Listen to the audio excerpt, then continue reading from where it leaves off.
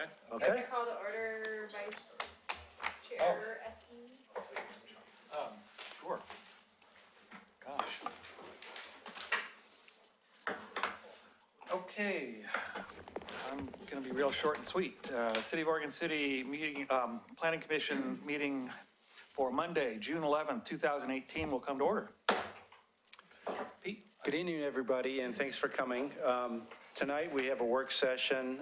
Staff is going to present briefly the Oregon City Municipal Code requirements for geologic hazards review. And at 6:15, Dr. Scott Burns from Portland State University will be joining us for questions and answers, and that will be a fairly informal discussion from that point forward. So we're anticipating a good discussion about Oregon City's geology and our regulations and the history of our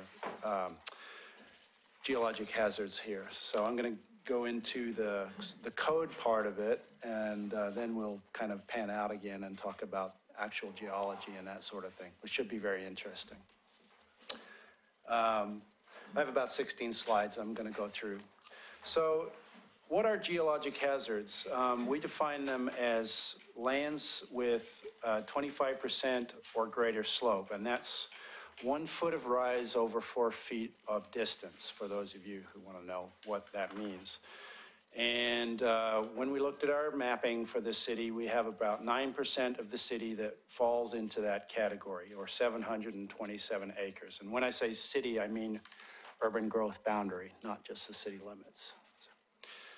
That also includes lands that are within 50 feet of a 25% or greater slope. And that's represented by this pink buffer area that you see. This is a snapshot of a portion of the city overlay, zooming in on the high school, Jackson campus, and the football field.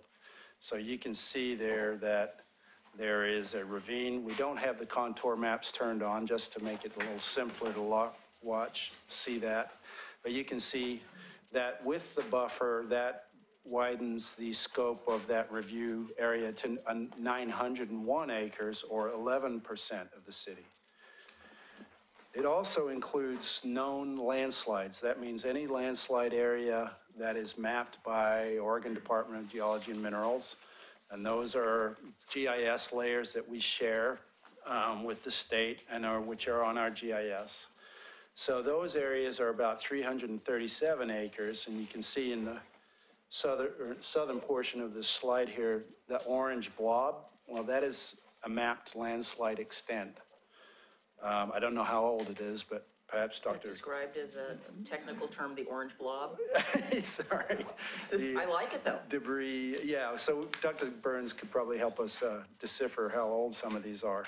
And those are about another 4%.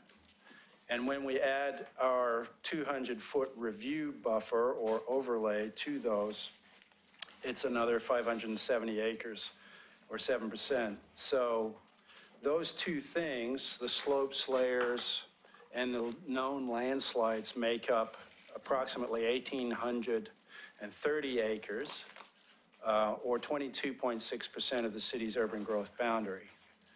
And that's represented by this purple area that surrounds the city almost on all sides, with the exception of the southeast corridor along 213. There are also some fairly complicated code definitions in the city code, and they're represented here. We define geologic hazard areas as the ones I just mentioned, but we also refer to some of the technical documents that those things are based on. And it also has a definition that any area that's identified by a suitably qualified geotechnical engineer or engineering geologist can, as being susceptible to all of these types of hazards, is a geologic hazard area. So it's not just the boundary that we regulate, it's also any areas close to it that might get called into question. And I've seen that on several reviews. Here's the zone. That has a separate definition. It's somewhat similar, but we're talking about the 50-foot and the 200-foot buffer definition with this definition. There are some other definitions in the code with respect to what a geologist is or an engineering geologist and the various technical proficiencies of those people. So how would you know if your property is in our geologic hazard zone? First, if you call our planning division at this number, we can check it out for you really quick. You can also go online and use the OC Web Maps feature and turn these layers on and off. You can zoom in on your property. You can see slope categories. By slope categories, I mean there are 4 colors that represent categories of slopes: 0 to 10%, 10 to 25%, 25 to 35%, and everything over 35%. And then you can print out a property report for your property that'll tell you whether or not you're in an overlay district, and that's shown on the right here. So what types of projects get reviewed? Nearly anything in the geological review area requires review. So there's a fairly broad definition for development in the code, and that includes various things, which I'll talk about. What things are exempt from city review? These are the specific things which are exempt, and those are mentioned in the code. Excavation of less than 2 feet in depth or less than 25 cubic yards of volume. Construction, replacement of utility lines in the city right-of-way or public easement. So those are within existing rights-of-way. Alterations of structures that are smaller than 500 square feet and which do not require grading. Making a fill of less than 2 feet in depth or 25 cubic yards of volume. Anything that's considered an emergency action by the city to prevent an imminent threat to public health, safety, or danger. That could include, for example, an emergency retaining wall that has to be built following a slide. And they would just go in and remedy that hazard and then take care of that. And removal of noxious vegetation.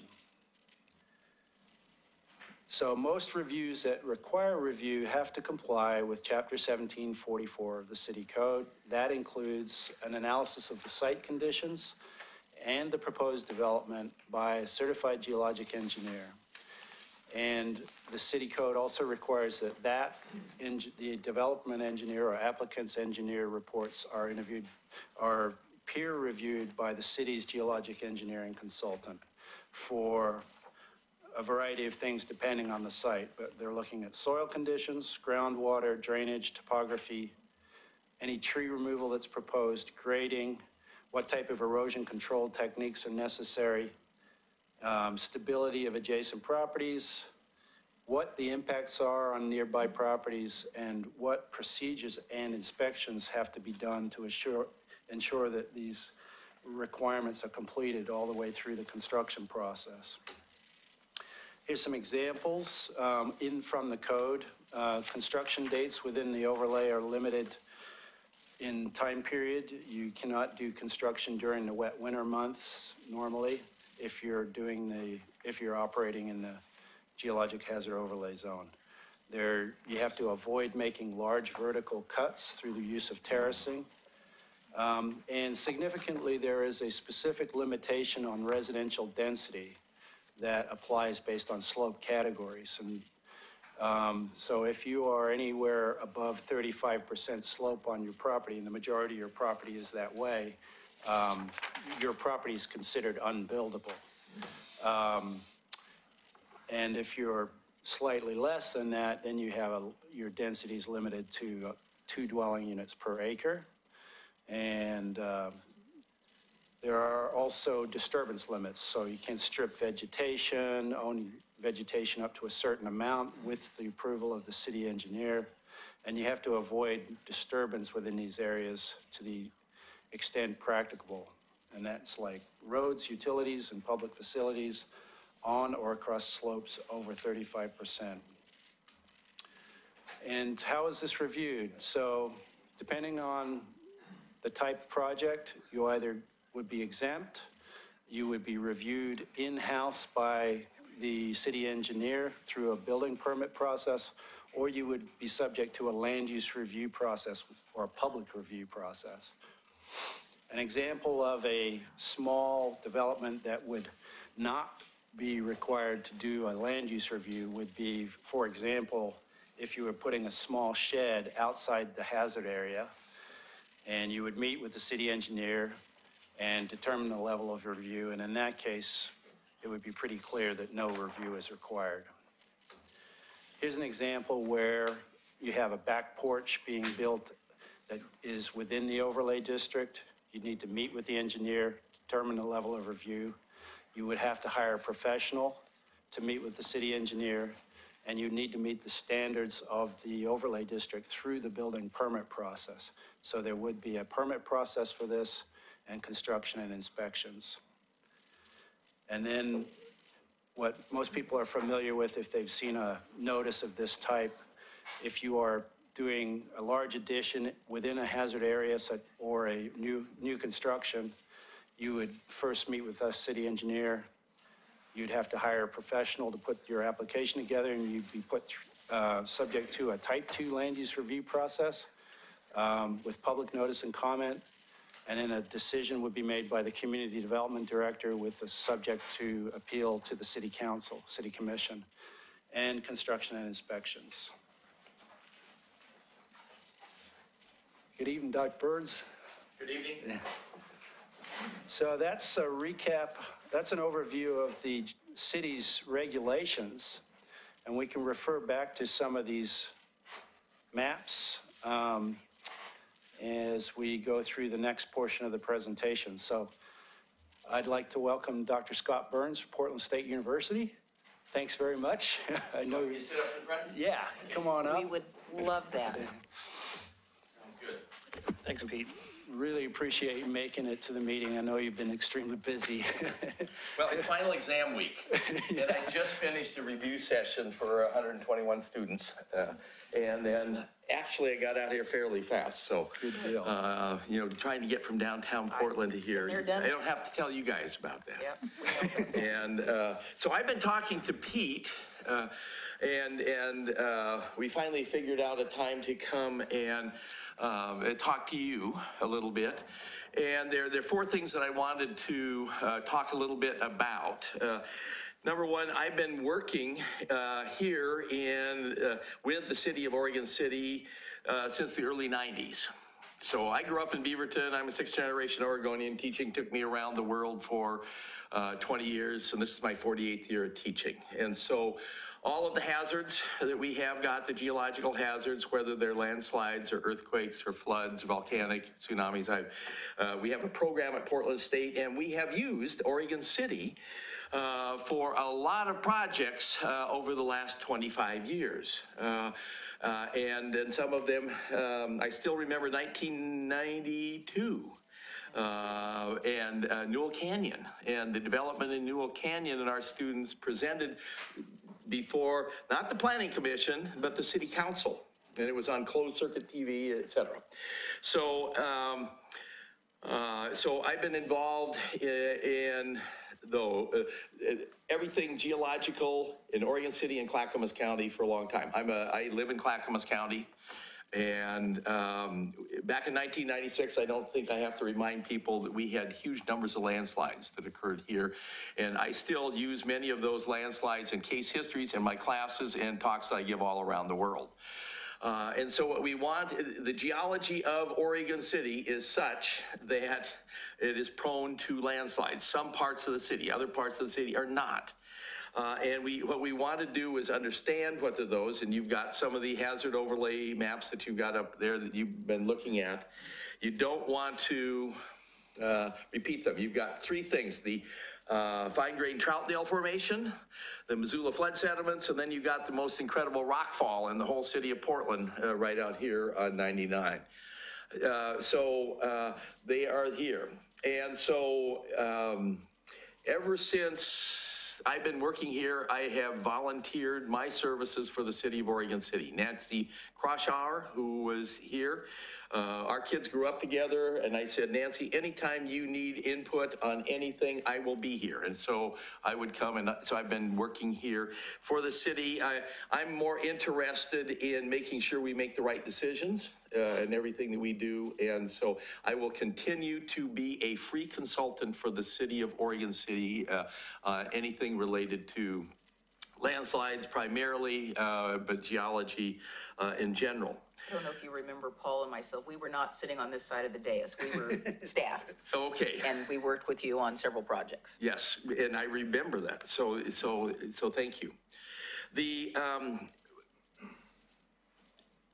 a completely new, not completely new system has come out through our state geological survey. So that's so first thing I want to say is I am a free consultant for the city. Secondly, one of my past students, one of my star students who got his start here in Oregon City working on landslides in Newell Canyon was Bill Burns. He's the head landslide guy for NOGAMI, our state geological survey.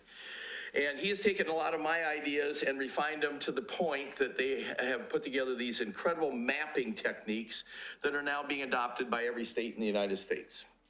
And now we also have this new thing called LiDAR that has come about in the last 10 years where laser imaging, we can see through the trees and we can get a view of the surface. And with that, now he can put together 3 maps, and he just finished one for all of Multnomah County. Number 1 is an inventory map of all of the landslides that we have had in the past, not only historically. We have a thing in the state called Slido, which has the past landslides. He's extrapolated that using LiDAR and say, oh, there's a landslide here, here, and here. And so in an area, so for Multnomah County, they have 3 maps. The first one, inventory map, where have all of the landslides occurred historically and prehistorically?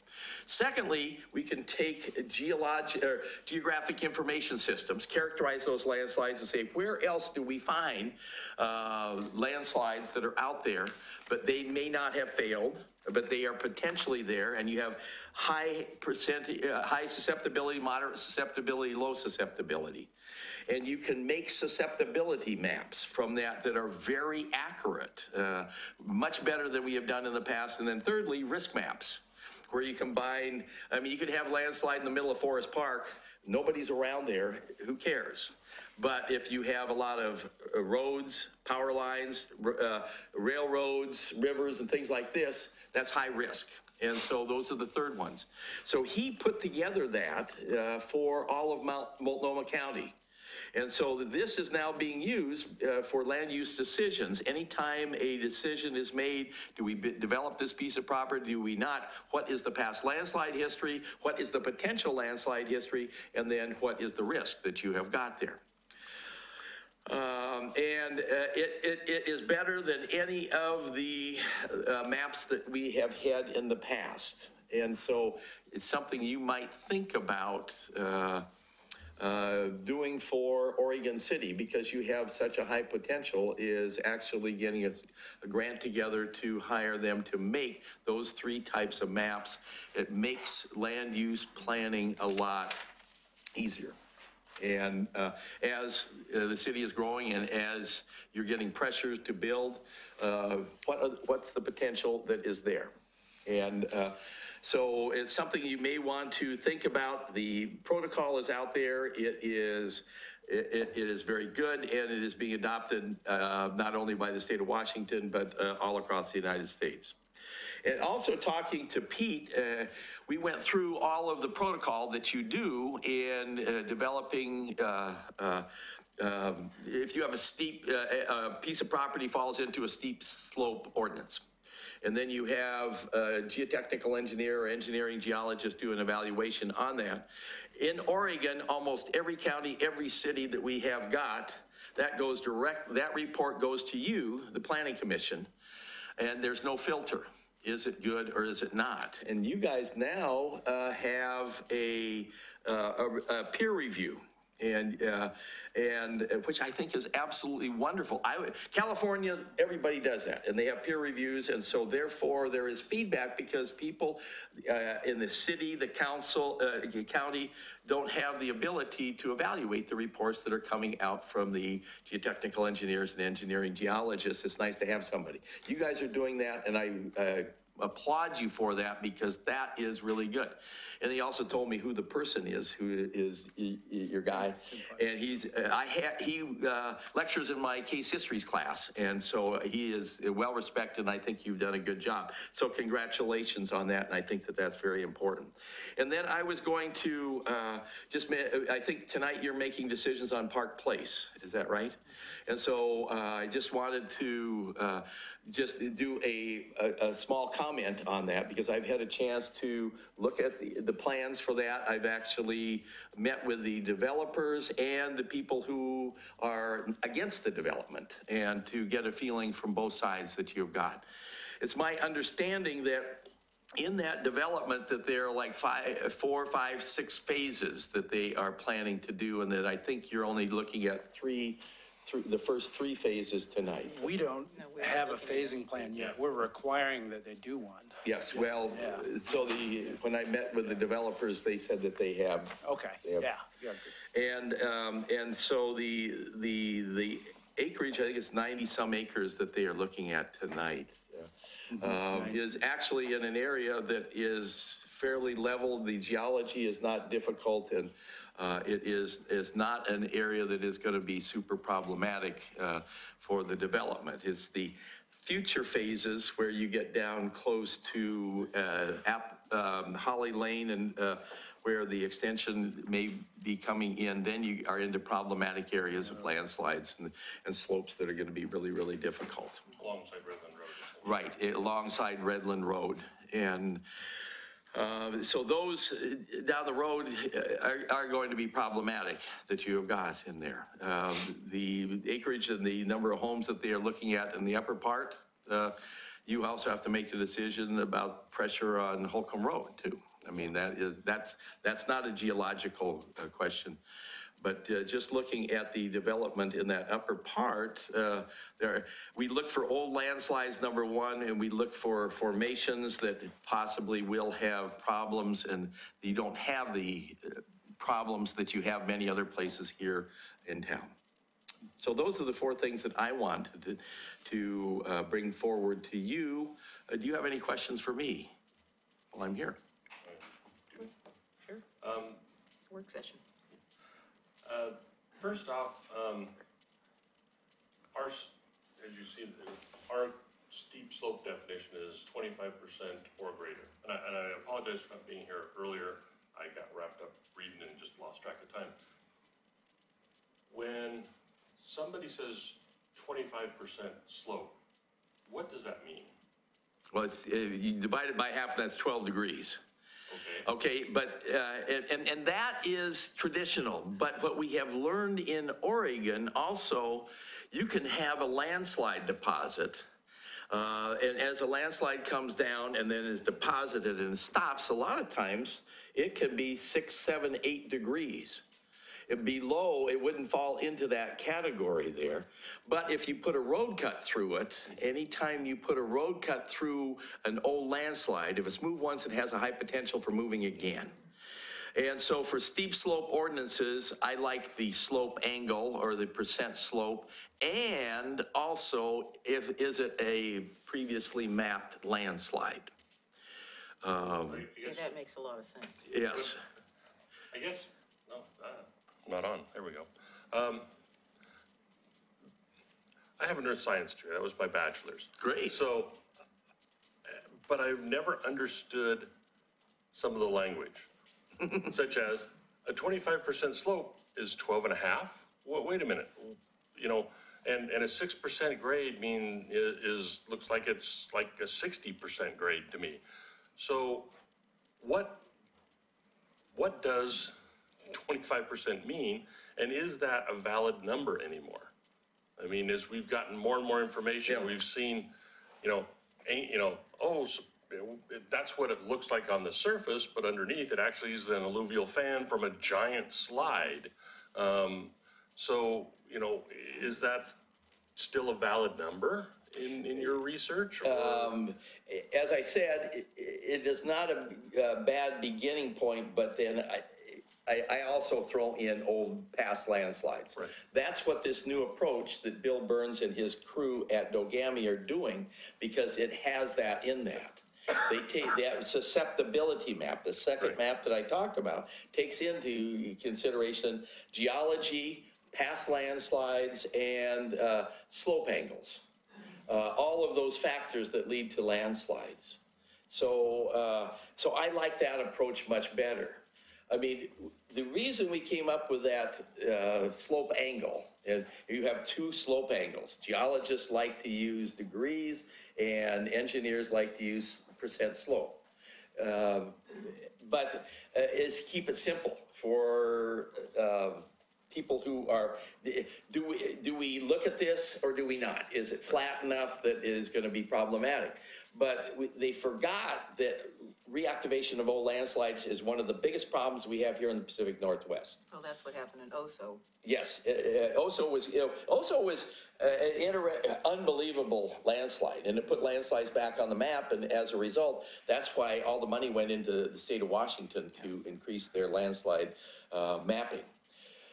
But that was a very special one. But then if we go back in time, for instance, Kelso in 1998, 60 houses reactivated and slid down the hill. It was on an old landslide, but it was not mapped as an old landslide. It was basically like this, but it reactivated and took off and destroyed all of those houses.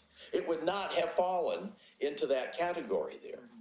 But if we use our modern one, a slope angle plus those areas that are old landslides, it would have. Well, wouldn't you think that anyone who is interested in development or has been in development would want to be prudent and find out all the information? Because I've heard a lot over the years in my career, well, we didn't know about it. Well, if you could have known or should have known, Yeah. to me, you're still responsible. And I would think that anybody who is thinking about developing in such an area would want to be prudent, because people are very litigious these days. Yes, and that is the case. That's why I always like to have engineering geologists do the first evaluation. City of Salem has their code set that the first evaluations is an engineering geologist, and then the next stage is geotechnical engineer and engineering geologist. The classic example that I use in my talks all around the world comes from here, from Oregon City, and Street of Dreams. Unbelievably beautiful setting for the development of the Street of Dreams. But using the requirements, and I think that was not Oregon City, that's Clackamas County, is that all you have to do is have somebody take a look at the piece of lot. Nobody looked at the big picture that the whole thing was developed on an ancient landslide.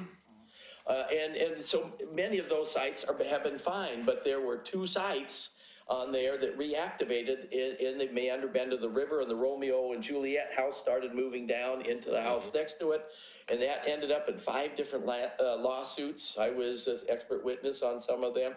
And if we had done the right question asking, if the developer had looked at the site and said, an engineering geologist, what is this? And the engineering geologists say, this is an old landslide. We would learn from Holly Lane. Another example from here.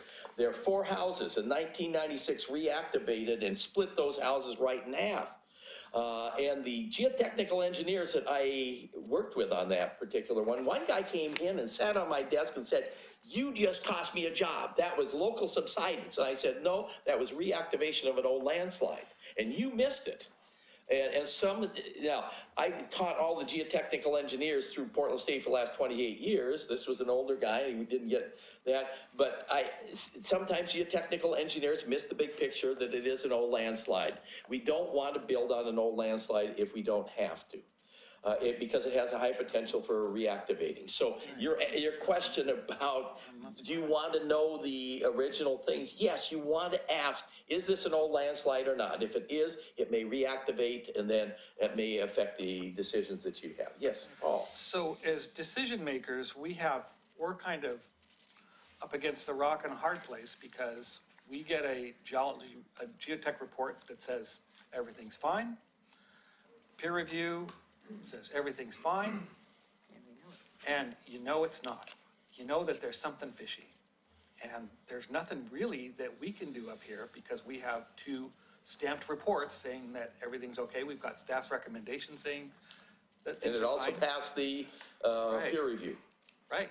Wow. And, well, I mean, we'll look at Newell Creek Canyon. Look at all the developments that occurred already that had good, quote-unquote, good geotech reports, and they turned Well, out. as you not to recall, be. that decision was denied Right. and appealed to the city commission, who overturned the planning commission's decision. Yes. I mean, we worked, again, that, in 1992, when my students, Coat and Tie, presented to the city council about Newell Canyon. One report was where the Newell Creek Apartments, Apartments, yeah. which has been renamed Yes, since that time. it's still Newell Creek. And the geotechnical engineer who evaluated that, a wonderful guy. Yeah. But he said no evidence of past landslide activities. Our students said this is the best example of a slump landslide in the whole canyon. And again, it's the eyes of the person who is looking at it. And that's why I like the Salem ordinances that ask for engineering geologists to take a look at things instead of a geotechnical engineer. Now, there are a lot of really good geotechnical engineers that are out there, and especially the ones that I've trained at Portland State. But there are a lot of them that don't have that geological component that is very important. So your question is, yeah, you want to ask those questions. How many people go bankrupt? Because the last of the geological hazards out there without insurance, the big 3, earthquakes, floods, and landslides. Don't forget lava. Huh? Oh, yeah, well, yeah, but that is not a big problem. Yeah, Not a big well, problem. yes, for Big Island of Hawaii, yeah, Well, right now. good. We don't have that problem around here, and we won't. But the last one that doesn't have insurance is landslides. And so if your house is hit by a landslide or moves on a landslide, you lose everything. And so I've lobbied in DC on that. What we're trying to do is get every one of the states gather information of the costs of landslides in the past, that eventually we can approach the insurance companies and they can make money doing this. And I think that will happen in my lifetime, but right now it's not. And so therefore, what you want to do is try and be conservative on building on an old landslide, just because if it reactivates, what's going to happen? Everybody's going to sue everybody. Absolutely. And I've been an expert witness in so many of those lawsuits, and who knows what direction they are going to go. It is very difficult, so. Yeah. Well, I guess the question I'd have is, with the exception of a direct vertical cliff, isn't everything on an angle a landslide?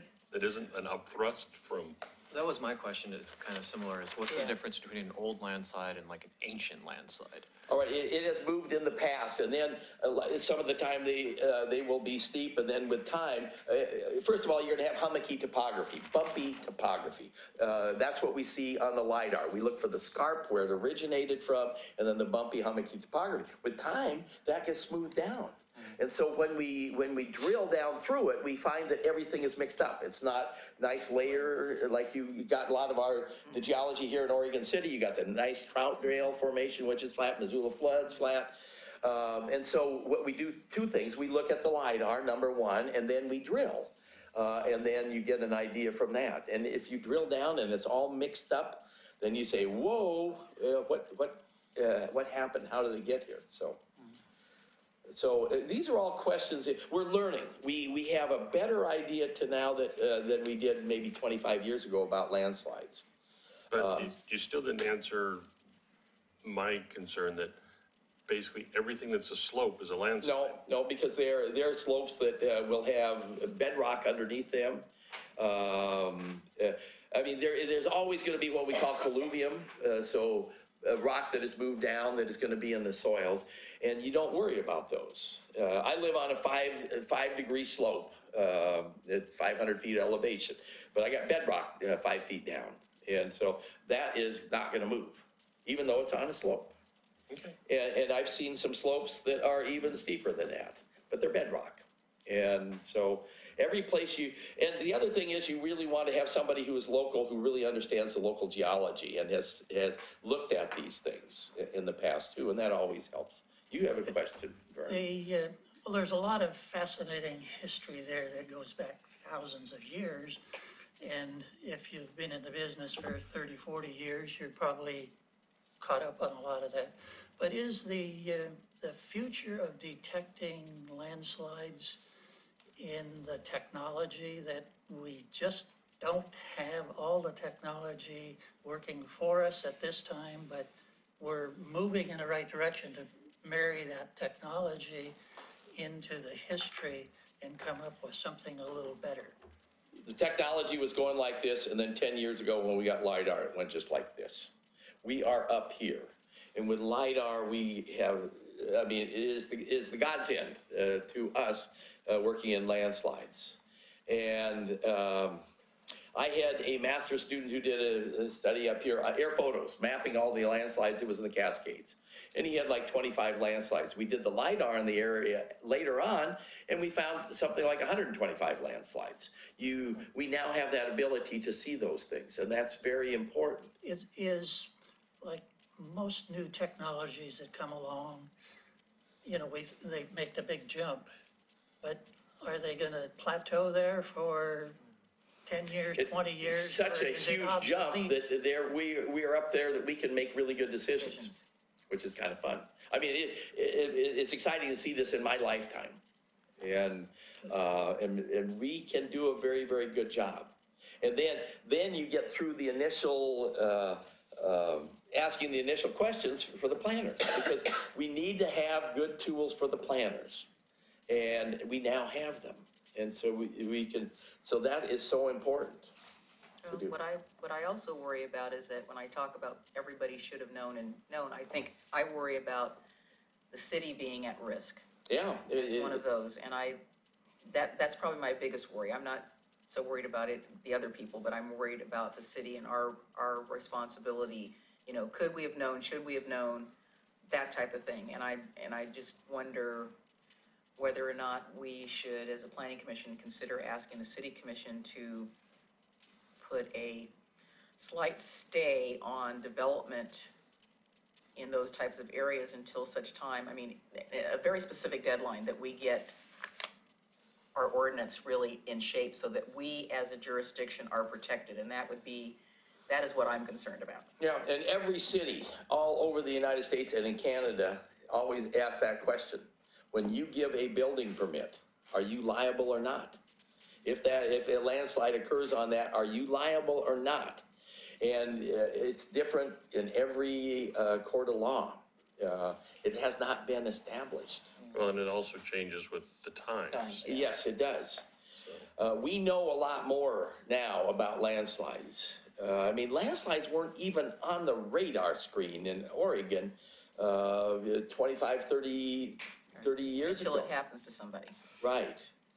So I mean, we're learning more. We know what will happen when you make a cut into an old landslide in our environment with so much rainfall in the wintertime. So. It goes down the hill. Yeah.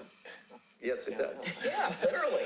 So on that thread of like, you should have known, what advice would you give to a potential friend or family home buyer that is considering property, and what should they be looking at? Yeah, I go out and look at a lot of houses. In fact, I got a telephone call from a guy today, and I'm going to go out on Chehalem Mountain on Saturday to look at a guy's property.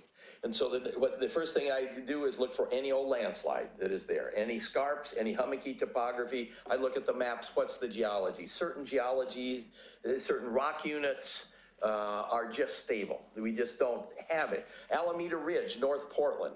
Huge amount of radon, but not many landslides. Why? Because it's all gravels and cobbles, and it is just not prone to landslides. Also, our volcanoes, the boring lavas that are out here, they're very steep slopes, but they're stable slopes. And so these are things that we have learned over time. In 1996, we went out and mapped all the landslides in Portland, over 710, and we got a good handle on where landslides occur and where they don't. That was a major climatic event. Now, you can also get landslides from earthquakes. We haven't had a big one. And so what we look for ones from the past, though they will wreak havoc in the future. But for climate can cause landslides, we have a pretty good idea where the landslides occur, where they don't. along the steep slopes, along Oaks Bottom and Swan Island. They're shallow landslides, but they're not going to be big ones taking in 2 or 3 blocks. Whereas out here, some of these landslides that you've got in Clackamas County and the Oregon City area can be very big. And you have a lot of old landslides and they reactivate. When they reactivate at the toe and the scarp. And so we've learned all of those things. And so every landslide that I've had a chance that happens, I try and get out and see so we can learn. So the encyclopedic knowledge increases, and then we pass it on to our students and all the communities. Have So you also been out in Kenema? yes, I've been. There's some issues out there as well. Yes, yes, yeah, and it's an old landslide, so. So Laura, how soon can we get a copy of the City of Salem's ordinance for us to take a look at? I can send this commission a copy of the ordinance. Perfect, that'd be terrific. So just, Pete went over a bunch of this, but just to sort of sum up what our regulations are, they haven't really changed since 2010. So we did incorporate LiDAR and all of those technologies very early on. We do protect, as it shows on the slide, slopes 25% and greater, as well as buffers of 50 feet within that, and all landslides and buffers from those landslides. It's a 200-foot buffer for the landslides. If you'd like to know more, orcity.org, go to OC Web Maps, and you can see scarps, you can see deposit, you can see all of that information. It's been on the city's website for quite some time. Is there a specific concern the commission has regarding our existing regulations? Well, I think it's what you said, 25%. I don't know if that's really the number anymore. I think it should be, maybe it should be a different number. But we also include the landslides and then the buffers within the landslides as well. So it's not, they're 25% not may mutually. Yeah, but it may not be a realistic number anymore. Or it might personally be think if it's combined with the other elements. Yeah, So if it's mapped as an old landslide, we then we have ancient landslides, as well as a buffer of 200 feet from the ancient landslides right, all the way around. right. And then slopes of 25% so or greater. the question is, how good is your ancient landslide map? Where did that get it? Where was it derived from?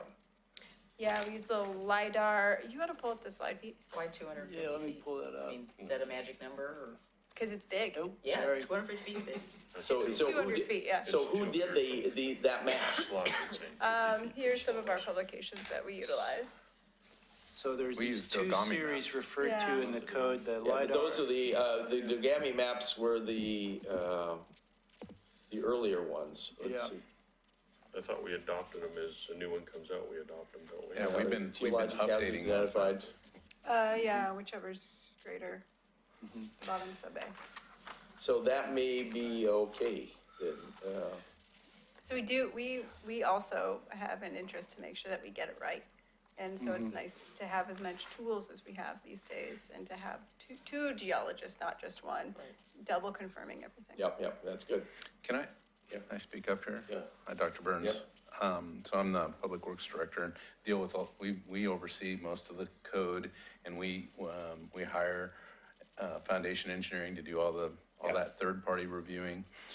We also, on all of our projects, I mean, we've got a short list of geologists and professionals, geotechnical engineers that do work inside the city. And when it makes sense to bring them in, we definitely do, definitely for a lot of our capital projects. So I just want to make What about that. an engineering geologist? Do we have an engineering geologist that we use? I'm sorry? An engineering geologist? Yes, yeah. Yeah, but we don't. Tim Pfeiffer We from tip- Foundation Engineering. We typically use GRI or Foundation Engineering, both good Shannon quality. and Wilson. I mean, Yeah. the city's professional geotechnical engineers or geologists have, they've got great experience and they're knowledgeable teams. So I think that's important to know. The other thing is we're looking a lot more at, we do a lot of inclinometers now and require those inclinometers to go in. We've actually got our own equipment to read them now. We don't necessarily interpret that information, but we read it. It saves us a little bit of money to be able to read that.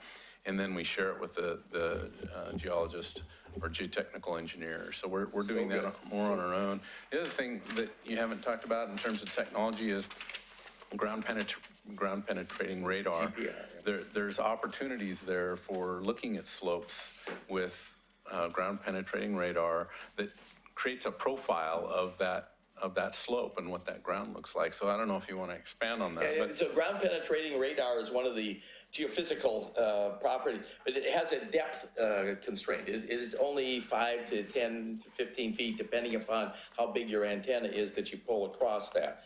And then there are some other limitations. If you have a lot of big boulders or things below the surface, like in an old landslide, it doesn't, it messes up and you don't get good reflectors. And so GPR can be used, but it is in the things that you can use, but it's a newer tool. So we've been actually using it for 25 years. For us, it's newer. Yes, but we use it a lot on the coast, for instance, where we have sands and you get good reflectors and stuff like that, but it can be used. So the other thing, there was two things that I really wanted to get to besides making those points, which is, could you talk a little bit about the difference between, say, the Willamette side of the city, the Kenema side of the city, the Waterboard Park side of the city, and the Newell Creek side of the city, and just, those are distinctly different geologic areas. Yeah, and so the slope stability. Yeah, so the Kenema side is dominated by the basalt. Right. And so the Kenema landslide is an ancient one as a result of the landslides after the Missoula floods. Every time the Missoula flood waters came through here as the water was returning to it undercut the slopes, and so that is an ancient landslide there. Whereas over on the Newell Canyon side, you're into the Troutdale Formation, the Kiss of Death. And then you have the red soils up on top, which are great. Because you just don't have the landslides in those old young basalts from the volcano to the south of the city. But in the Troutdale Formation, it's fine grained, and the water goes down to the silt layers primarily, and then the water moves laterally, and you have a lot of slump type of landslides, smaller types. And Newell Canyon is just one landslide after another after another. And so, I mean, that's where we got involved back in the early 90s was Newell Canyon. And then it's spread out. And so we have worked on so many projects with the highways, et cetera. And you have a lot of different geologies that are here. But the Troutdale, fine-grained Troutdale is problematic. It's great farming, though. Yeah, yes, it was very nutrient-rich soils, yeah. The other thing was just, I think this commission, and I know we deal with a lot of the infill lots. Yes. And I guess lots of times because that infill lot may be in one of these overlay districts, the assumption is you can't build on it, right? That's the message, that's the easy to understand message is if you're in steep slopes, you can't do anything there. When in fact you can. Mm-hmm. And we often have engineers and geologists that tell us there is a way to build on that. It might not be cost effective, and that's why maybe in the Kenema neighborhood you see properties that are not built and haven't been built on for a long, long time, because in order to do that, it takes some ingenuity, right? But it still doesn't necessarily mean that that project is undevelopable or that property is undevelopable. And I think that's what you probably struggle with is, you know, it's right in the heart of an overlay district, or maybe maybe it's not just in a buffer zone, it's actually there. That doesn't necessarily mean that that property is undevelopable. It means that it's controversial, and we're dealing with experts that we either have to subjectively, because, you know, we're not the experts, so we either have to subjectively take their opinions and make a decision on that, or dispute them. If, depending on the delivery, sometimes they may be a great engineer, but they're not doing a great job delivering the message. And I think that's what you folks get to, that's the area where you get to waller in and struggle with. But, you know, the only way I see around that is making sure that that third-party evaluation is a strong one. And, you know, we're hearing more and more that, you know, we need to do our due diligence on that. But we understand about those different types of landslides now, where we didn't as much in the past. And the infilling thing is you have to do it on a case-by-case basis. And sometimes, even though it's mapped as a huge old landslide, maybe it's a landslide that if you take the right precautions, as you mentioned, that it may be developable. And so I'm a geologist who's not against development. I'm just against, I want to have proper development. I don't want the house to move. And I don't want people to be faced with the fact of losing their house and then having to sue everybody. And So- Well, there's Just- a risk. So just to be clear, you're not against mobile homes, you're against homes that are mobile. Yeah, that's right. And we did have some mobile homes that became mobile in '96. Yes, I know. Out And on the some that- Clackamas some that- River. Some that floated. Yes, that's They right. became floating Yes, mobile but homes. the, Houseboats. yeah, Yes. so all of the, where we are compared to where we were 30 years ago, we've come a long way. And we understand all of the different types of landslides, different processes. They're not all the same, and different bedrocks and different susceptibilities. And now we have LiDAR and we have great GIS to work with it. So Paul, you have a comment? Well, from a 30,000 foot standpoint, I know that Metro is doing their buildable lands inventory right now, and they are moving all that property that has geological unstable soils overlay. And they're having those removed, and I think that's also affecting, their choices when they do, the urban reserves, and they establish urban reserves for beyond the urban growth boundary. So hopefully that kind of information is drifting up to that level as well, so that we're not stuck with having to lift all the, carry all the water in making Yeah. Yeah, decisions we're about steadily whether or getting not. people trained to realize that because the map is flat, it doesn't mean that the earth that it represents. Exactly. Yeah. But in the whole Portland area, you have the worst area for landslide susceptibility. Well, it's because we're number one. Yeah, you're number one. Well, sometimes you don't want to be number one. Yes. And unfortunately, what people don't seem to understand is they don't do a risk assessment. I mean, I was listening to an interview with one of the people in that subdivision in Hawaii, and they said, well, it's been 25 years and nothing's ever happened. Well, Yes. I'm not saying that it will happen or won't happen, but someone has to decide whether that's the risk they want to take. And I think some cases, people do not make that leap. Right. And sometimes it's better to leave the land the way it is instead of trying to do something to it. And so I have a big deal right now because I've seen so many reactivated landslides that I am almost to the point of just telling people, don't build on it if it is an old landslide, because it has the potential for reactivating.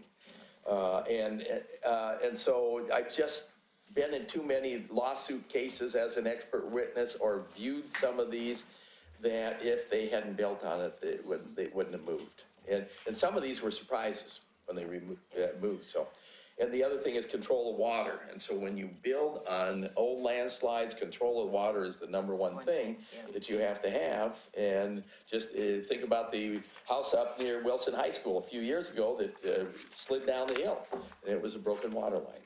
Yeah. Caused the whole thing. We can't It control wasn't the even a weather. landslide. So If we have any weather like we had over the weekend. boy, we had some landslides Yes. up on Burnside. Yes, I Couldn't know. believe it this time of year. Huh?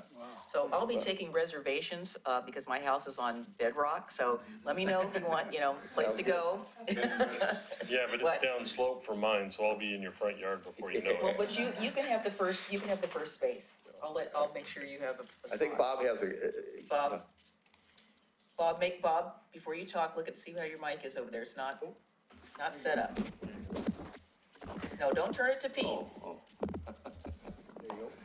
If the Newell Creek area is so delicate, why was the state of Oregon allowed to build a mass Highway. transit movement of people on a highway?